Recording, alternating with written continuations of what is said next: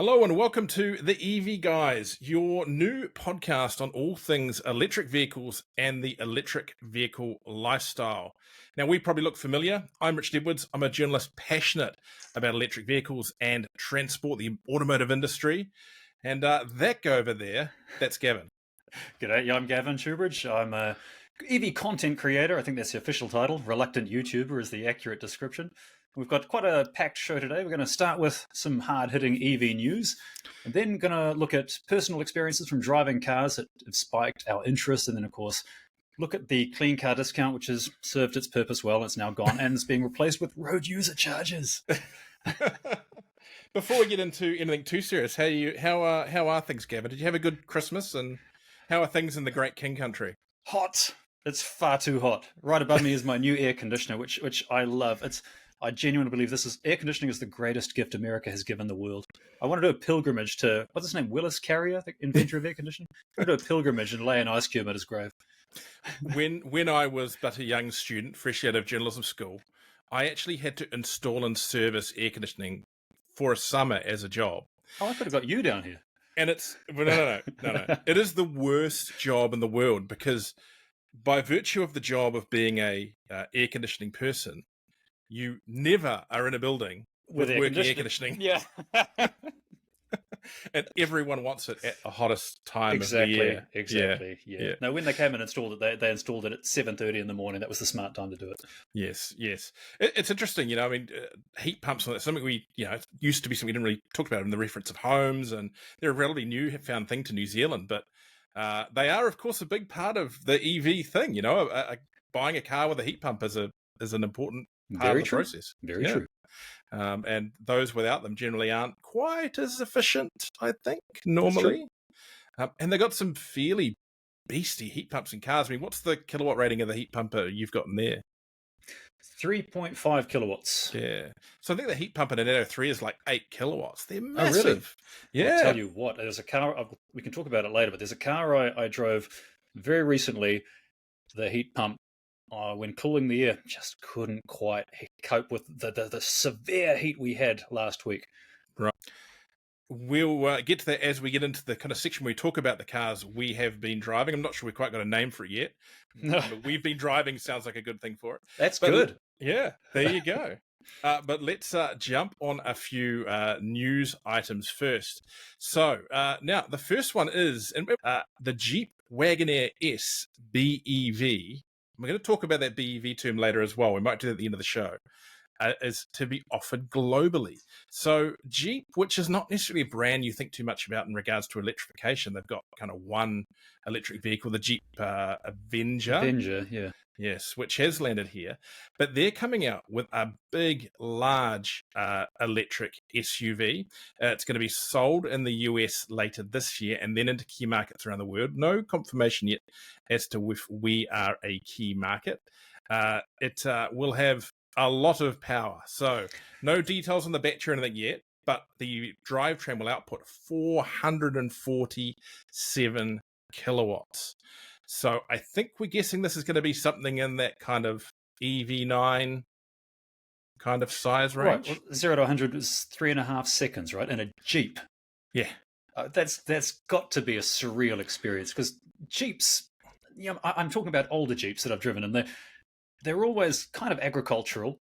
The open top Jeeps that I'm thinking of that I used to ride around in Florida, kind of about as comfortable as falling downstairs, but the Wagoneer looks comfy. I mean, it reminds me of the Cadillac Lyric in terms of size and style. It's a mark of where electrification is potentially going to save some of these brands. Jeep hasn't necessarily had the greatest time, but if they can get something like this right, yeah. Actually, speaking of Jeep, I also saw on EVs and Beyond, there's the Jeep Avenger. I know it's superficial, but it's a good-looking little car. It is a Peugeot 288 in outdoor fatigues, basically. It does look, yes. The minute I saw it, I thought, that's a Stellantis car. It's not so much a Jeep, that's a Stellantis car. It's got that look to it. It's kind of like a staunch Suzuki Jimny. It looks really good. It's a good looking car. It does look very good, and the pricing is not terrible. I think the launch price here is not that. It's around the 60 grand mark. I think. Have you driven one yet? I haven't driven one. They are in the country, according to registration statistics, but they are an interesting looking one. I think the issue with those Stellantis ones is, there's kind of now going to be 4 or 5 cars that are pretty much the same. They've all got the same stuff underneath, don't Yeah, they? Yeah. E2008, the Jeep Avenger, the C4E, EC4.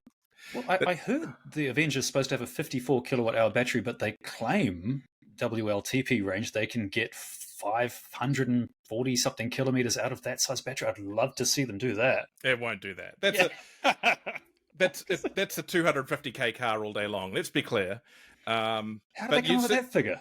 Yeah, and you always get the Opel Mokka as well. So you've got 4 cars that all look different, but are all the same underneath, all drive pretty much the same. You just got to pick your poison, really, or pick the one that suits your look the best. I do like the E208. It's still my favourite of the bunch. Or whichever one has got a discount on it this week. I mean, that's the other. That's true. A lot of Mokkas moved for a while because they had some big discounts on them.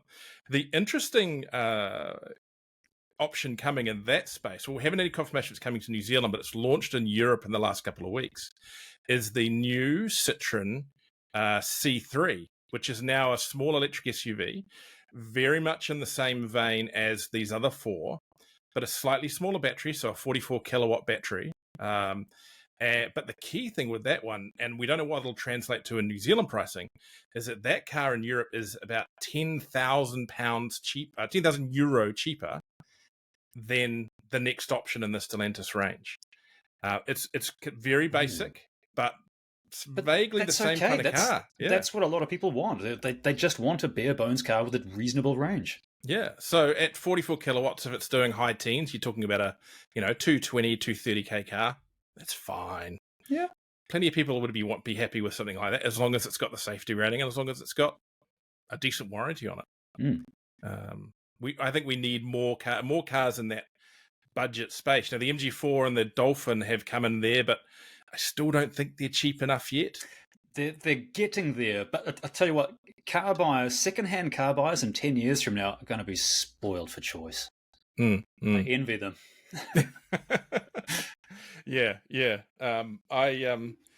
Being in the job, I think I'm tending to buy new ones because I like the warranties. But yes. I think I'm going to keep mine until the warranties run out and then sell them. So who knows? So I've had staff basically indicate they want my cars when I'm done with them. So not the way I wouldn't want them the way I treat them. Right. Yeah, right. So let's jump on to the next story. And this one was an interesting one that has kind of still got legs and is still kind of rolling on. And there's a story behind it, in that I saw a story pop up on Stuff on Friday night, Saturday morning, about the BYD CLU coming to New Zealand as BYD's next EV, full EV. Did some digging and discovered that's not the case. But what that turned into was we actually discovered more details about BYD's product plan in New Zealand this year. So the BYD CLU isn't coming as an electric vehicle; it's coming as a PHEV.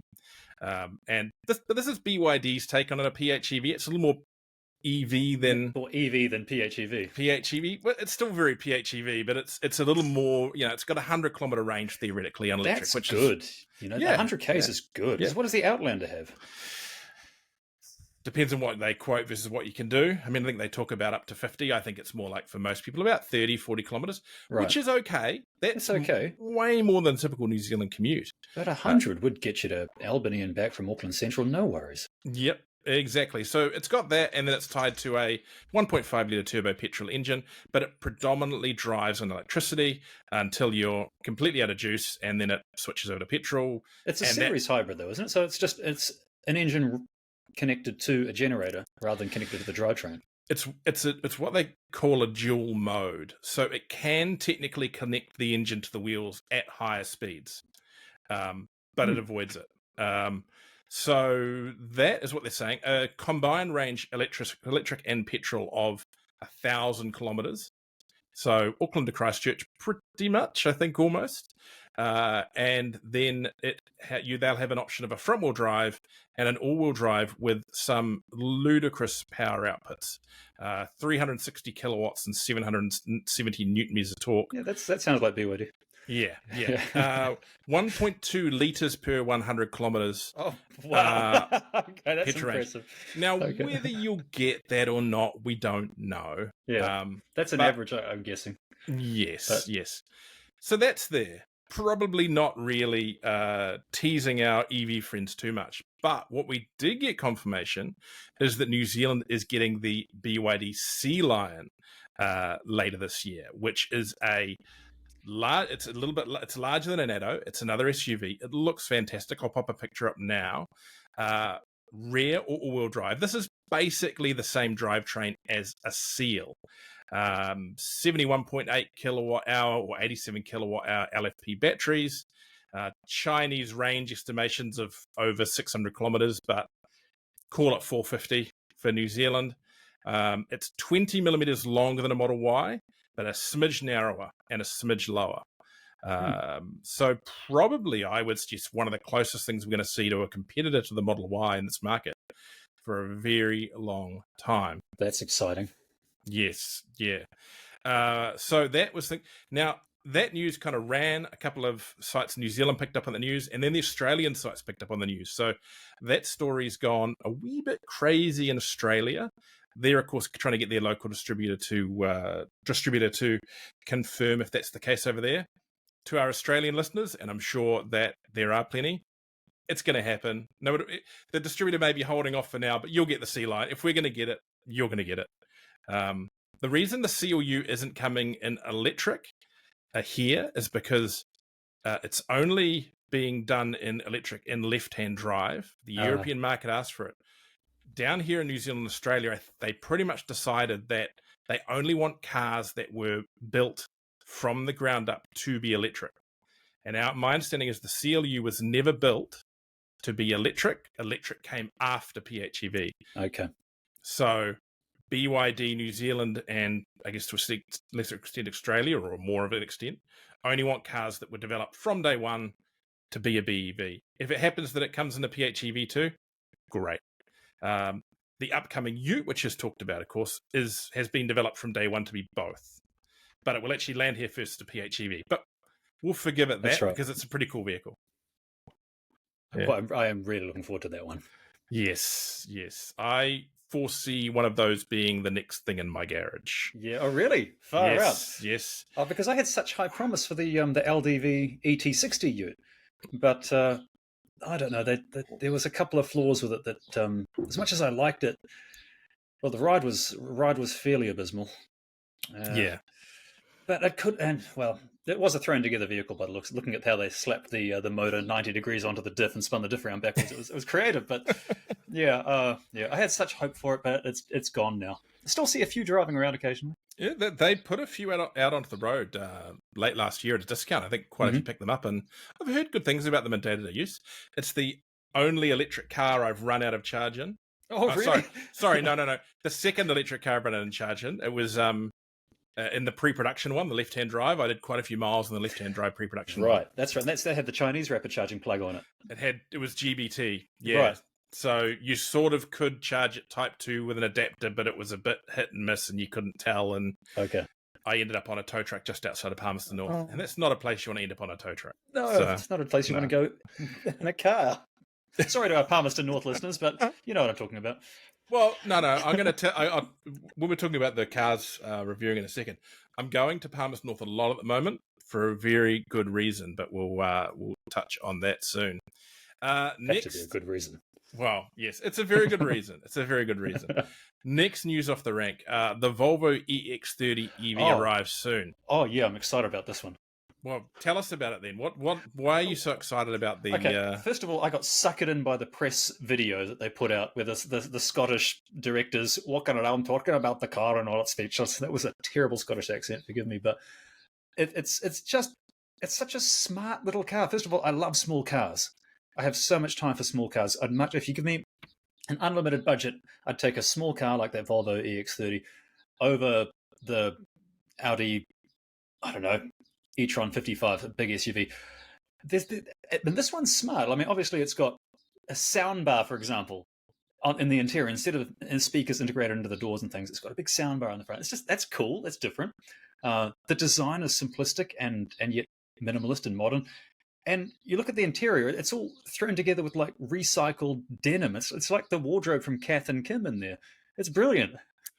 I think it's the closest thing to an interesting kind of electric car since the i3. It feels to me like spiritually the next step from the i3. I think you're right. That's a good way to look at it. Yeah. And it's not cheap though. That's the thing. No. Well, it's not too bad. What, entry level 74,900. 69. Volvo, I guess that's okay. But in my mind, I'm still thinking for a small car, that's a lot for a small car. The biggest issue they've got to face Volvo's to face, is that they're selling against Polestar, which is same drivetrains, generally the same batteries, often a little bit better value, I think, for what you're getting. And I guess, what would you go for? As much as you like the X30, would you go X30 or would you go Polestar 2? Well, I haven't driven the EX30, so I can't say, but just based on the feel I get looking at it, I'd take the EX30. I know Polestar listeners right now are thinking, what is wrong with this man? But I love a small car. They're so fun to drive. If they're peppy, they're so easy to park, easy to fit in the garage as well. Yeah. I do like the Polestar. Oh, no, you can't put me in this position. I do like the Polestar as well. Choosing between children, which one to keep? Yes. Right, and we'll go with one last news story. We kind of touched on it already, and that is that recently undisguised BYD PHEV Ute prototypes were spotted in Australia, and these things look like tough trucks. Now they look good, don't they? They do. I understand sizing wise, they're a smidge bigger than a Ford Ranger, which I think is an interesting move from BYD. It looks a lot like a Ford Ranger. Yep, it looks like a Ute. That all Utes have a pretty similar shape, except for that hideous Mitsubishi Triton. But the Ranger and this BYD Ute, it looks pretty good. Looks very aggressive in the front. Looks great in the back. Big tub, big cab, and of course, pretty much the same drivetrain as what we were discussing before with the CLU. That 1.5 litre turbocharged motor, and then total output through 2 electric motors of 365 kilowatts. So this thing's going to be kind of theoretically competing with the mainstream Utes, but at the same time taking on stuff like the Raptor for performance. I can't wait to get it down the drag strip and embarrass some V8s. Oh, gosh, yes. Oh, yes. Yeah. And I think that vehicle is going to be quite revolutionary for the New Zealand market, because even without the rebate, even without a lot of stuff, if they can get that in under, say, 80, or even under 90, that it's a real chance of really, I think, electrifying some of these people that just wouldn't consider electrifying before. A gateway drug, if you will. The gateway drug. We might hang on to that line. That's good. Yeah. And I guess the only downside to it too is you're going to have all the chargers clogged up with PHEV Utes, but that's what it takes. Yeah. Hopefully it DC charges relatively fast, because it's going to have I think a 30-ish kilowatt hour battery. So okay. Again, I think with their PHEVs, they're all targeting about that 100-kilometer range. But it's a pretty cool vehicle. I'm very excited. I'm sure you're very excited. Yeah. I wonder how many we would see at charges, because you'd assume that if it's got 100k range, and let's say you've run out of electricity on the average road trip, I don't know. It depends how much you want to run on electric alone, or whether you just do that last 50k's or so on petrol.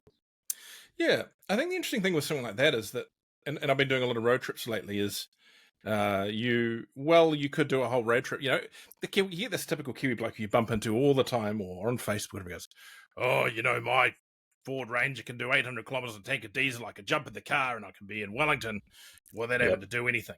And it's just BS. It's just a load of nonsense. I know this to be true. Yeah. You can't. I did Wellington recently.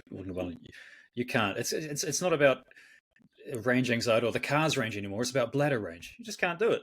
Yeah. I was recording a video recently with a friend about road trips and EVs, and half the discussion was about which service stations we stop at for the best pie and the best coffee. I'm a middle-aged man. I can't go that far between. Wait, we're about the same age. Am I middle-aged? Oh, no, I am too. Oh, no, there's grey hair. What's Hey, I've about got- grey hair is it I've got doesn't stop here; it heads south. I've got like the one grey hair, and it's down here in the beard somewhere, and it just Oh, young one, you have much to learn. yes. Anyway, that's really exciting. Now, there is one other news story, and that is, of course, about the commencement of RUC for electric vehicles. But we're going to talk on that a little bit later. Mhm. But first, let's go and talk about what it is that we've been driving lately. Okay. Gavin, I'll let you go first. All What right. have you been putting on the road of late? Well, you heard me talk about it just a moment ago. I took the 2024 Polestar 2 long range for a drive. I went from Auckland to Wellington, which is not remarkable. We've all done that before in electric cars. But I wanted to stop there with just one rapid charge. I didn't want to stop and do two charges like I did once in a Tesla Model 3. I wanted to just one charge. And so I headed off, my destination being Bulls, thinking that, okay, that's 480 odd kilometers. The car can supposedly do up to 655 Ks on a charge in the perfect world. So I thought, well, 480 Ks, it should be fine. I got to Bulls and I still had 19% left. I thought, well, why not I just keep going? So then I went to Foxton, which is another 19 Ks. I still had a lot left. So then I went to, where did I go after that? Levin, and I still had power left. So I thought, well, let's keep going. I went to Otaki, and that's when I got there with 6%. And I thought, okay, that's 560 Ks. I'll stop and charge there. And I stopped at the rapid charger for 22 minutes or so. And that was more than enough to get to Wellington, and I still had 20% charge left over when I got to Wellington. It's effortless now. It's effortless. That Polestar 2 long range is brilliant. Do you think if you'd been a little more cautious early in the trip, you could have made it all the way to Wellington? Believe me, I was thinking that. I was fortunate in keeping my speed down already because I was in holiday traffic. So there was no way I could go fast. And State Highway 1 in holiday traffic it's pretty slow. So I didn't have to worry too much about that. Yes, theoretically, I think I could do Auckland to Wellington in one charge, but it would be the most depressing, miserable journey ever. In the slow lane with my hazard lights on, it would be awful. I wouldn't. No, it's just, no. Don't. Life's too short. And besides, in that time, the car, I only needed to stop the car once to charge, but I, as a human, needed to stop 3 times to use the Felicities. I desperately needed a cup of coffee and get something to eat. Whereas the car, and I could have stopped when I stopped to get that coffee. There was a charger right there. I could have plugged in, but I didn't because I wanted to go a long distance. So now, it's you stopped to electric get a cars. coffee and there was a charger. That means you probably went to a gas station. No, I went to Tidal. Which has got a couple of chargers. I don't know if there's any petrol stations with chargers there, but there's the 2 charger ones. The BP BP's there has a charger. Yep, I've Okay. stopped there a few times. I'm starting to lose track on where the charger. There's so many now. It's such a good problem. I love it. It's crazy, particularly now. And I know we love the groundwork that ChargeNet's put in. I think we're both very good friends of ChargeNet, very high users of ChargeNet. But Zed has been doing some crazy things with the speed of the rollout of chargers with them. Have you tried the red phase ones at Waiouru? No, I went right past them. Yeah. And I thought, well, I don't need to charge. So I kept going. I've stopped at those a couple of times now, and they're amazing. They're a New Zealand developed charger, designed and built in Napier. That's pretty cool. And that charging unit there, I think, and I may be wrong, and the Red Phase guys, if they listen to this, will probably send me a text telling me wrong, but I think basically it's one kind of big unit there that's capable of doing a megawatt of charging. Oh, wow. And they divide it up in 200 kilowatt blocks on one and then 100 kilowatts on a few. But they can actually kind of ramp it all up and move it around and have some really powerful and some not. And I think the theory is they can put a truck charger in there and have it use all the capacity of the system. It's super cool, developed in New Zealand. That's brilliant. Yeah. Love that we're, technology leaders in that area, both with Red Phase and, of course, Evernex down in Christchurch.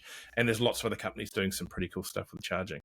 So what else can you tell us about this Polestar? I haven't driven this. Now, this is the shift to rear-wheel drive, isn't it? Yes, rear-wheel drive. It's a lot of fun. So 0 to 100 times, just over 6 seconds, 6.2, I think. Top speed of 205 k's an hour, which is pointless in New Zealand, but it's a fun, well-balanced rear-wheel drive car.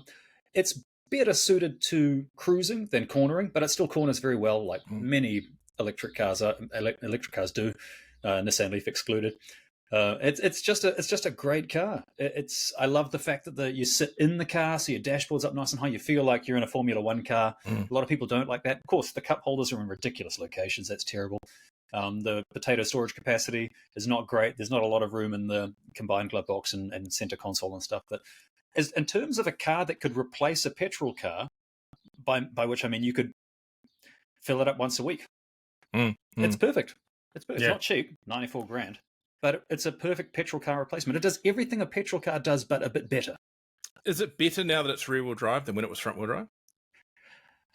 Well, yes. I'm thinking of the times I took off in the gravel and had fun getting the wheels to spin before the traction control grabbed it. Yes, in terms of driving pleasure, sure, because rear-wheel drive is more fun. Yeah. I think the average driver wouldn't notice, but yeah, it's a bit more fun. Awesome. I'm going to have to ask for them and get my hands on one. I haven't had a chance yet. I've been very busy. You're going to love it. Excellent. Does it have a frunk? Yes, it does have a frunk. It's got a frunk, and actually, it's got a false floor as well for holding charging cables and stuff, with a little prop-up stick, like a little plastic strap, like on a bonnet, just to prop the top of the boot floor up, so you can, I don't know, take stuff out, and then you drop the stick down, and then the boot comes down again. It's quite creative. Good. I'm becoming quite critical of cars that don't have frunks. No, fair enough. Although it does have one big criticism. It does have that transmission tunnel from the old Volvo floor pan that it used to be. Yes. So that's a big criticism, because that loses a lot of room. Yeah. I can't imagine they have that in the Polestar 4 when it arrives, because that's a new platform, I think, the Polestar 4. Polestar 4? Is it 4? I don't know. 3. Polestar 3. Oh, the 3. 3, sorry. No, I don't remember there being a transmission tunnel in that at all. There's the one in Newmarket that's on display at the Polestar dealership. That's fun to crawl over. Yes. Right. Well, I've been driving 2 cars lately. In fact, I've been in the same cars now for nearly a month, which has been interesting. Taken a little pause from that and just, decided to had a couple of offers come at the same time. So I'm running 2 cars at the same time, but for a longer period of time. The first one is a car I know that you've driven and you very much enjoyed, and that's the BYD Seal Performance. Yes. That is a lovely car. It is. It really is.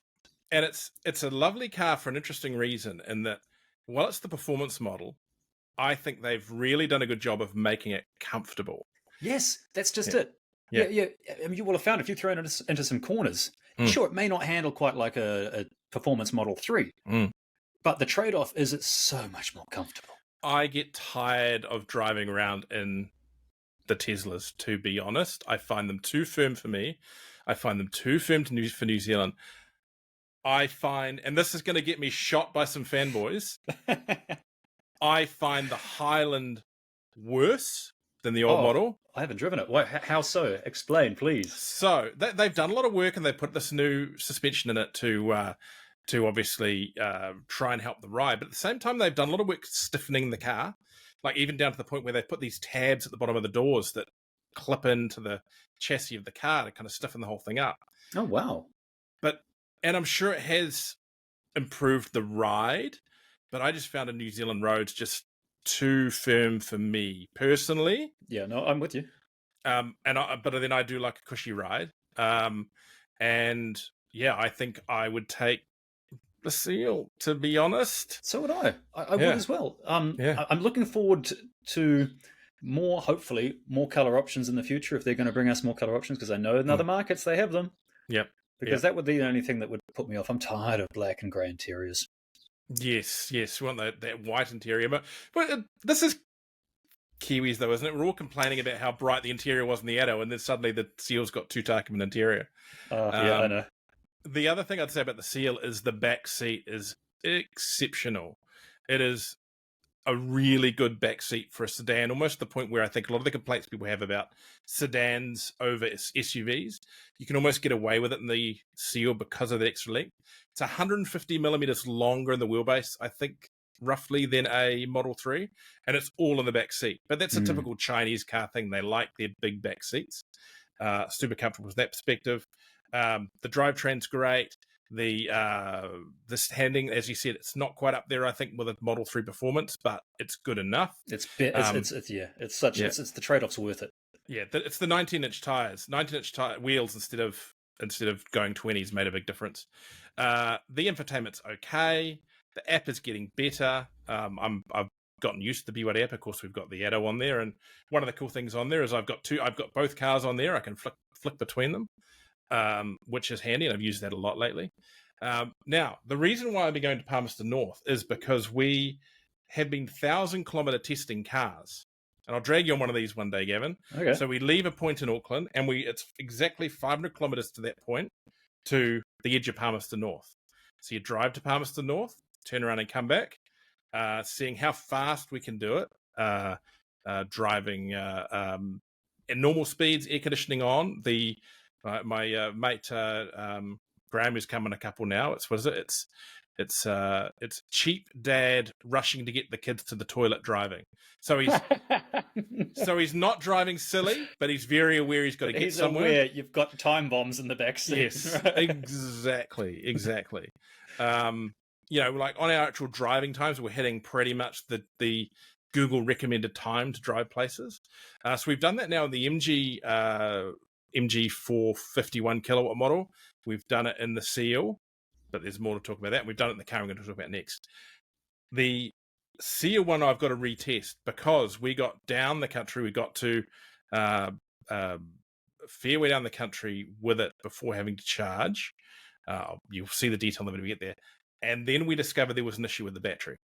It's a bit annoying because I've been driving the car for 3 or 4 weeks already, but I've been driving it around home, so we're charging at home. Right. It's the thing with fast charging. You just don't necessarily do it if you're charging properly. We discovered the battery car had a fault, so we basically had to turn around and come back. So we drove down to Palmerston North for pretty much nothing. But the good thing is that they've now worked out what their fault is. The car is going to be corrected. No cars were delivered to customers in that form. These were very early build. As is so often the case, we're testing cars that are the first off the line, and that's being fixed, and we'll go retest it. But no, the Seal's been very impressive. Now, the other car, and I'm going to get, again, there's going to be fanboys hanging around hanging out in bushes with sniper rifles waiting for me. The Toyota BZ4X. I don't understand the hate towards this car because it's, other than one little thing, which some people might think is one big thing, it's really nice. And I'm sorry, Warren at BYD, but I've got the BZ4X parked in the driveway next to the Seal, and predominantly I'm jumping in the BZ4X. Holy cow. See, I haven't driven one yet. I guess I'd better. You're driving the Subaru badged version very soon. Oh, yeah, that's true. Yeah, so it's the same thing. I just close my eyes while driving. It feels the same. It is. This is an EV for people who aren't EV nerds, to be blunt. It is a very traditional car. You jump in, there's a button for everything. The screen is big but not massive, and it just works. The button for everything is very good. The seats are comfortable. The steering feels good. It handles well enough. It's got an off-road button, which I haven't used yet. I haven't gone off-road.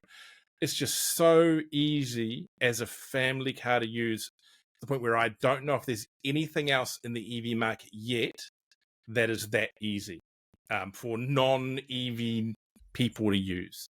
It is really nice. The wheels haven't fallen off. I know that was a thing, but that was somewhat blown out of proportion, I suspect. Now, I said it does have some issues. So range. The range is not great. Realistically, it's about a 270k car on the open road with air conditioning on and New Zealand highway speeds. What size battery does it have? It's a 73 kilowatt, 73-ish. That's a decent battery. It is, but Toyota are known, of course, for being conservative, and they have been so conservative with the programming of this car. We ran it through a big charge at Taupo on our way down, so it made it from Auckland to Taupo with some room to spare. And the calculation that the charger made there, and I've run the numbers to it, and it works out, is only about 64 kilowatts of that battery are offered up. The rest is used as buffer. And one of those aspects too is that there's nearly 10% buffer under zero, which creates some interesting things. If people are fans of of Bjorn Island out of Norway. He's done some testing on this too. This car will do about 35 kilometers underneath zero. Interesting. With near full performance to the end. So it runs a nearly 10% buffer under zero. So theoretically, you could say, well, that actually makes it more likely a 300k car, or probably more around town. I am talking about New Zealand highway conditions. Quite hilly. Yeah.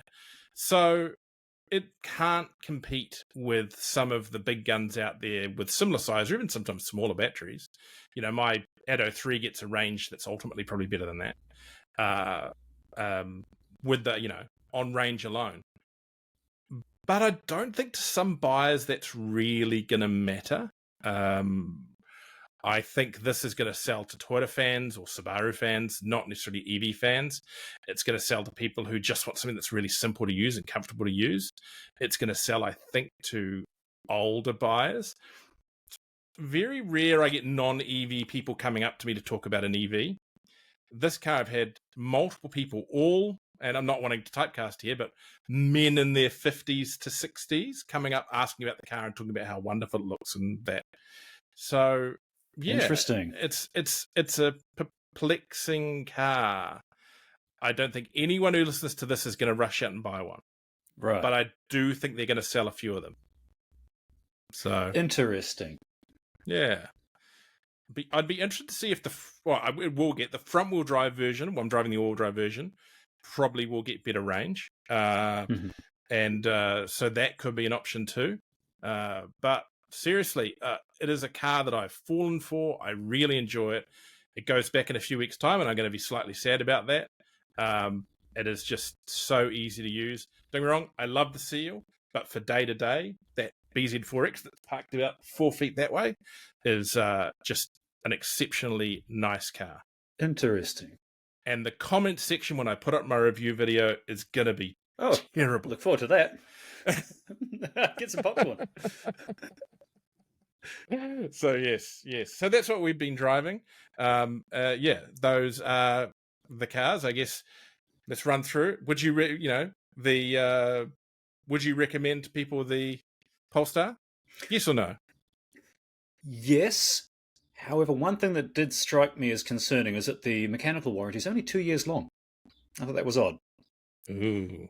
Yeah. I would recommend the Seal to people. I've already sold a couple to friends. I've got a very BYD heavy friend group now. And the BZ4X, I would recommend to my mother-in-law. That's how I describe it.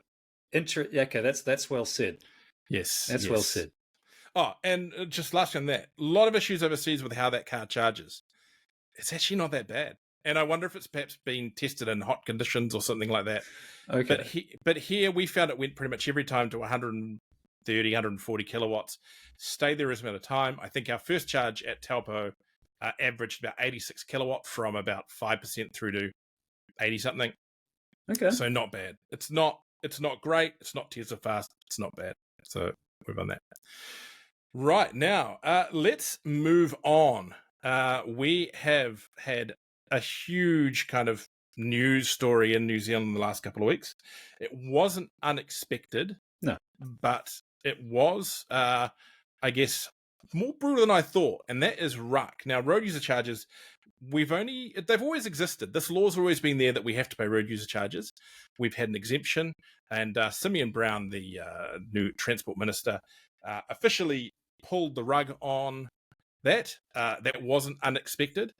He had said that's what they're going to do. And interestingly, it was what Labour was going to do. So regardless of who came in, RUC was going to end. What I found interesting was the fact that they have stuck us on the same rate as a diesel vehicle. That was interesting. Yeah. When you did your original conversion, did you have to pay RUC on that back in the day? Yes, I did. Yes, I paid road user charges, and it was the same as diesel back then. But this is 2008. This is before the Nissan Leaf even existed, so it was a bit of a weird thing. No one thought about letting electric cars go without paying road user charges, but it had to be done. And I actually, at the time, because I wanted to show that, yes, this car can work, that I was quite happy to pay to prove that this little home-built electric car can do 3,000 kilometers. So yeah, it was kind of a badge of honor. But now that there's thousands and thousands of EVs on the road, it's a different story. Yeah. How do you feel about paying $76 per 1,000 kilometers to drive the Allegro? I mean, that's a good question. I mean, the roads have to be paid for. That's that's fair. It's a whole big other question is whether diesel and electric should be paying the same road user charges. The question in my mind, and this may upset a few people, is perhaps diesel should be paying a lot more, considering all of the health damage done to us as citizens. Whether Yeah. you own a car or own just a bicycle and don't own a car, your taxes are still paying for the thousands of hospitalized people every year due to pollution. Mm. Yeah. I think that it is a little bit difficult, I think, to do that through road user charges. Of course. Road user charges should just go straight into the pot as such to fix the roads. And I think one of the things that Simeon Brown, the Transport Minister, has been really keen to point out is that he has reiterated it today in a story on one of our sister websites, our industry website, Auto Talk, that this is just the first step, and that all vehicles are going to go on RUC. And that's right. That makes sense. And then what we will see is emissions costs going onto the fuel. So we'll see carbon cost essentially going onto the fuel. So by doing that, then everyone's paying the same to repair the roads, but only those that are using fuel will be paying for the carbon emissions that fuel generates. Now, whether that accounts for health, I do not know. Some of that's come from, we've got this temporary kind of aberration in the system, and that we've got EVs being charged the same as diesel vehicles, right? But hybrids not. That's right. Yeah. So we ran the numbers, and I think I'm going to quote them off the top of my head. I don't have them right in front of me at the moment. That as of April 1, to do 1,000 kilometers, an EV will pay $76. A Ute will pay $76. A plug-in hybrid vehicle will pay about $66. This is based on, for people, the numbers I'm quoting are based on a Toyota RAV4 in its various forms and a BZ4X, basically the same car. Mm-hmm. The petrol plug-in hybrid pay about 66, the petrol car about 60 per 1,000 kilometers, and the hybrid just over $40 per 1,000 kilometers. So that's not equitable. That's not, the National has said this is all about being equitable about this. That's not equitable. If I get that, equitable. Interesting the word to say, equitable. I'm not going to try it. Yeah. But as he's keen to point out, this is the first, and by the time this stuff comes through, and I think it'll come through quicker than we think, every car will have to pay it, and those petrol cars will still have to pay for petrol on top of that. Now, the excise will come off, but carbon charge or whatever will go on. So, yeah, I wouldn't rush out to buy a hybrid or a petrol car just because you don't have to pay RUC on it at the moment. Yeah. Well, on a related note, I think the after the release of the news that we're going to be paying road user charges on electric cars, I have to commend the electric car community in New Zealand for just generally all agreeing that, yeah, well, it's fair. We have to pay road user charges. We have to pay for the roads we use. And as much as the anti-EV folks on Facebook would have loved us all to melt down and say, "Oh, I don't want to pay that," I'd love to portray us as freeloading hypocrites. We weren't. We aren't. And people were really good about it. They realized that, yeah, well, we've all got to pay our share. So I think hats off to the EV community in New Zealand. That's really, really good. Good job.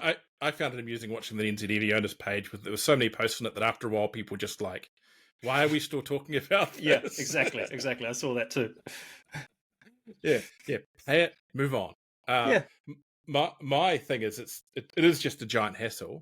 So I've already spoken to my friends at E-Road, and I'm getting e-RUC units like the big trucks put into my cars.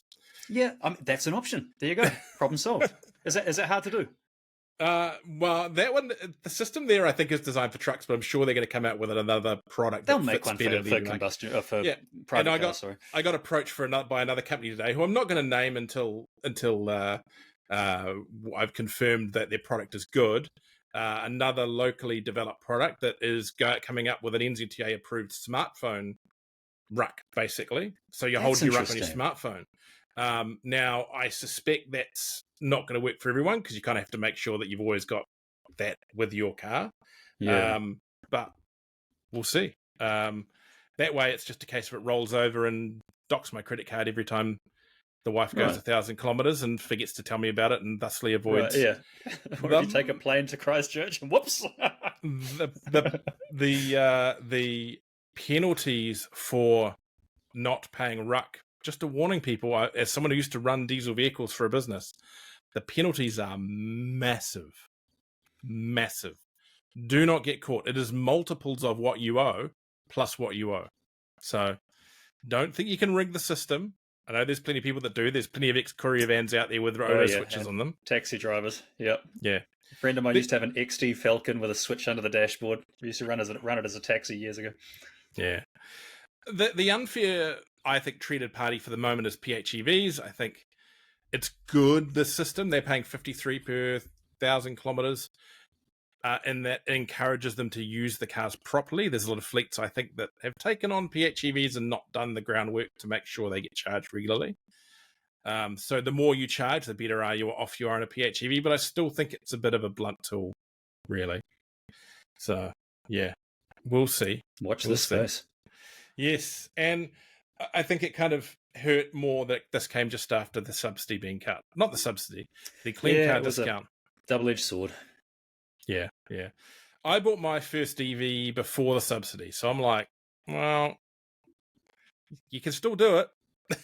You can still do it, of course you can. Yeah, and the prices overall are only going to come down. So no. In the short term, they're going up. Not well, in the short term, sure, but long term, I'm thinking in my mind. I picture 2030. So yes. it's what we see now. The dream of an affordable, small, bare bones, does what it says on the tin electric car that costs less than a petrol car. It will happen. Yeah, I'm not going to say it's going to happen this year, but it will happen. Yes, no, that's true. I think the interesting thing we've got at the moment is that the competitiveness and the subsidy actually held some of the prices down because we've seen, I think, component costs globally go up.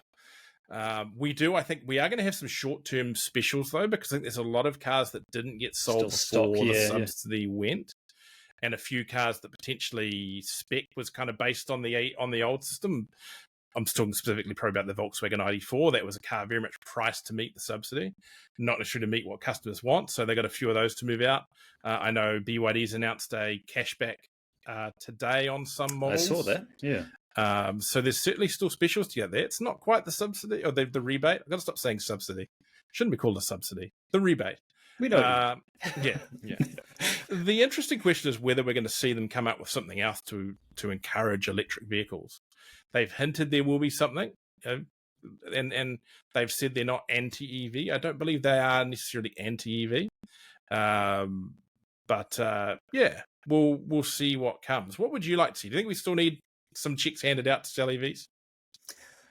Well, I think the clean car discount, for example, was, in my opinion, one of the very few examples of trickle-down economics that actually works, because you're incentivizing people who typically will earn more than I do to buy a car that I may not be able to afford. But you know that within 3, 4, 5 years, that car will be on the second-hand market. It will increase the amount of cars that we see. So yeah, I think the subsidy works long-term. Discount, subsidy, whatever you want to call it. No, I'm catching it. I think it will show to have worked long term. What else can you do? We did it. I think it worked. Yeah, got more EVs on the road, and more fleets have taken advantage. I think within the next 2 years, we're going to start to see a lot of fleet vehicles appearing on car dealer lots and on Trade Me. I think that can only be a good thing. Yeah. I think it also got us through to when Australia's kind of picked up on electric vehicles. 2 years ago, our market was kind of out on its own, and the brands here were who are tied very much to Australia a lot of the time, were having to really work to get these cars to New Zealand, and the subsidy helped that. Now Australia's caught up, and Australia's roaring on EVs. They really are moving some numbers there. Sure, it's not at the same penetration of the market that we're at.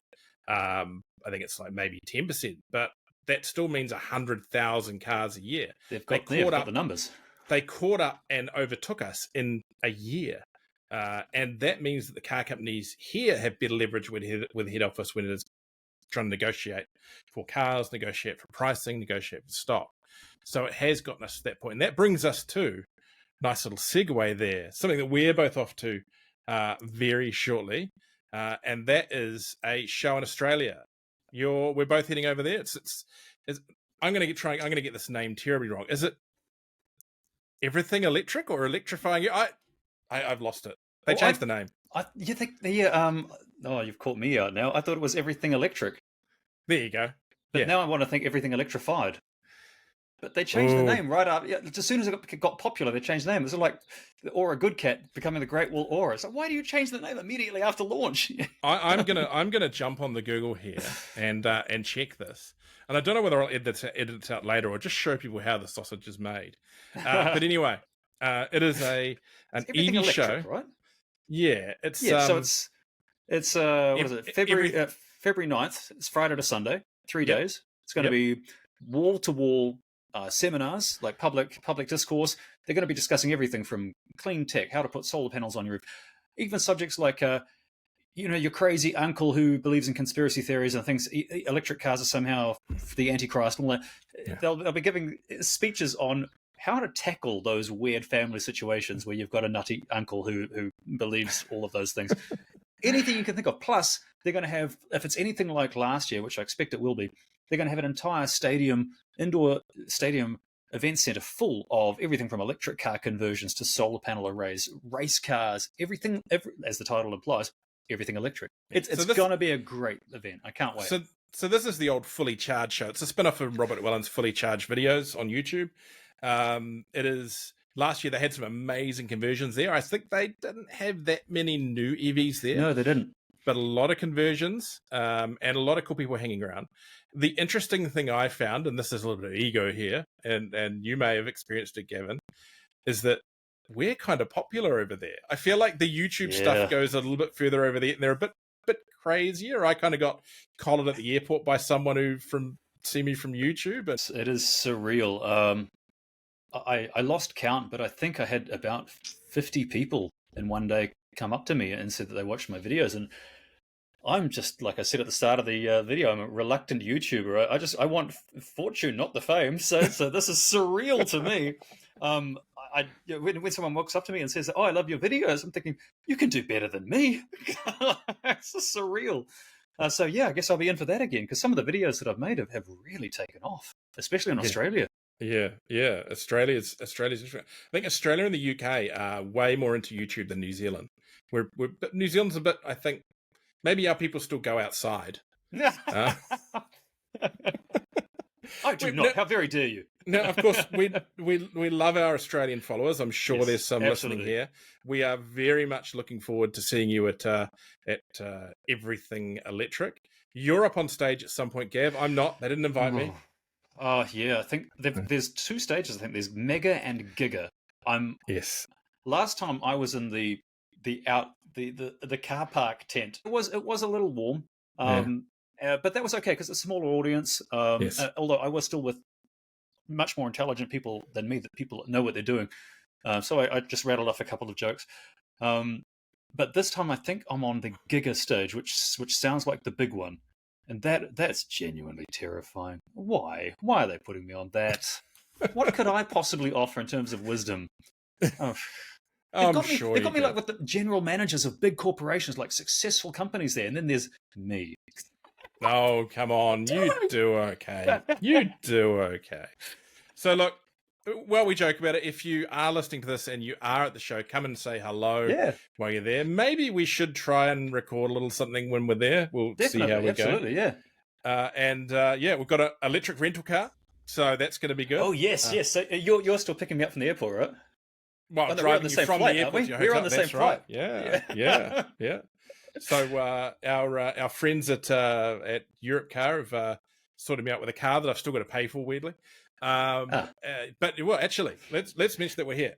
I put out a video this week, if this goes live this week. Drove a EV rental car down in Christchurch with Europe Car. Now, if you go to that video on YouTube, there's a link at the bottom. If you go into that, there's a special EVs and Beyond booking page for rentals. And you go in there, you get a discount, and you go in the draw to win a free day of your rental. So highly recommend that. the best thing we might talk about, I won't say anymore. We'll talk about EV rentals on one of the next episodes, I think, because there's some cool things about that. But I think we'll close off that section there. Now, normally I think we'd end these shows perhaps with a couple of questions from our listeners, viewers, whatever this is. But I wanted to close off today with pondering something that I read in a story and fairly, well-respected British motoring outlet, Auto Express. And this is the term BEV. So I'm going to ask this question to you, Gavin, no matter what reader. Should we be calling electric vehicles BEVs, or is that a negative term? I think in the long term, EV is going to only mean, as it pretty much does now, battery electric car anyway. So if you say EV, people think battery electric car, because that's where your brain goes. I don't know if it's necessary, maybe to clarify in the short term, but I think 10 years from now, I can't imagine why, if technology keeps on going where it is, I can't imagine why you'd see an electric car and say a plug-in hybrid for the average family and say, you know what, I want that plug-in hybrid. The average family, I can't see why people would still go with the hybrid in 10 years from now. Now, here's the thinking that Auto Express came across. This wasn't an opinion column. It wasn't Auto Express itself. It was their writer saying it. Was that they believe that the term BEV is probably more something from the legacy industry, or maybe you could suggest nefarious places in that. What are the things that people most complain about when they're trying to be mean towards EVs and be negative towards EVs? No, I haven't got my list with me. Let me just click on Facebook. Hang on just a sec. Yeah. Well, this is the range is the first thing. People complain about the range, which, as I found out in the Polestar, is a non-issue. Yeah. Price, range. From my read of it, you take it back to the battery. Most of the things relate to the battery. Oh, the battery has heavy metals in it that have been mined by children in the Congo. Oh, the battery is going to expire in 5 years' time. Oh, it does this, it does that. Batteries are terrible. So what are they? What are they? Some people suggesting they're doing, or what has been deliberately done, is you put battery at the start of EV. You take the negative point to some people, to people outside the community, and put it in front of an electric vehicle. Conspiracy planning, someone in a marketing department. What do you think? This is a sinister move to limit sales of vehicles they don't want to sell? They were sort of saying maybe that was something that had been done by legacy industry a while back. I don't agree. But what they were saying is that to move forward, perhaps the industry needs to drop the term, because should you be categorizing a whole class of vehicles based on it has a battery? Isn't it kind of an unnecessary term? It's an electric vehicle. They don't go, it's a battery steering wheel vehicle. All electric vehicles have steering wheels. You're right. It's batteries. You're right. I think it's not a battery steering wheel vehicle. Probably a temporary problem. Remember when, go back into the 80s, and cars that had fuel injection used to have logos on the back with EFI, fuel injection. And then, of course, everything's got fuel injection with a petrol engine these days. So you don't bother. Now, I'm looking forward to the day where electric cars, and it's happening already, they don't even bother having electric on the back anymore. It's just the car. So I think that BEV term is probably just a short-term thing, if it is even as sinister as you say it might be. Yes. Interesting. Anyway, I'm going to lie awake at night and ponder that now. Now, let us know what you think of that question that we're closing on in the comments. And of course, on our socials, we are going to have social set up for the EV guys. So go on there and ask questions or send them to us as a message, and we'll see what we can answer in future episodes. I think that's about it for today. Now, if people want to see your work, Gavin, what are the best places for them to go? Well, go to YouTube, type in Ecotricity, because I work for the electricity provider Ecotricity, and I do car reviews and branching out into more kinds of clean tech and stuff. And I put in a lot of cheeky humor and try and keep the videos entertaining. So yeah, Ecotricity on YouTube, you'll find all my stuff.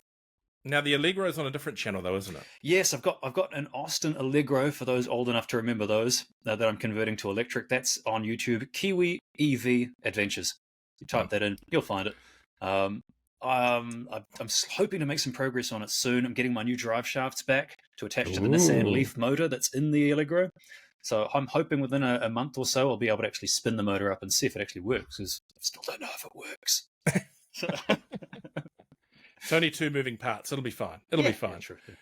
For my stuff, you can go to evsandbeyond.co.nz. Sign up there. You can sign up for free. You get couple of emails every week with all the news. I've got a team behind me that do a whole pile of that. Or jump on YouTube, EVs and Beyond over there. I've been a bit slack lately on videos, but there are a lot more coming. As I said, there's one up this week. There's one going up next week.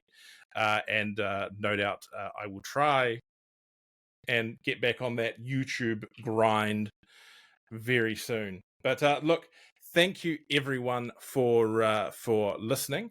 I just want to mention a company that is supporting us before we close off, and that's evfinance.co.nz. If you are still going to go out and buy an EV, which I'm sure you are, or you're going to replace your current EV, or you're even considering a PHEV, then go to evfinance.co.nz. You just fill in a short form there. They have a great team of brokers that'll go out and find the best loan for you at the best rate, and they'll get it done fast. It means you can still buy privately. You can choose from any dealer in New Zealand, and they will settle that for you at a pretty darn good rate. And thank you to evfinance.co.nz for supporting the podcast. Thanks, Gav, for giving us the time this week. My pleasure. We'll see how this thing shakes out and see what format we get in the future. I think sometimes we might need to drag in a guest or two. Yeah, I might improve the backdrop as well. Gosh, it's getting dark now. Far out.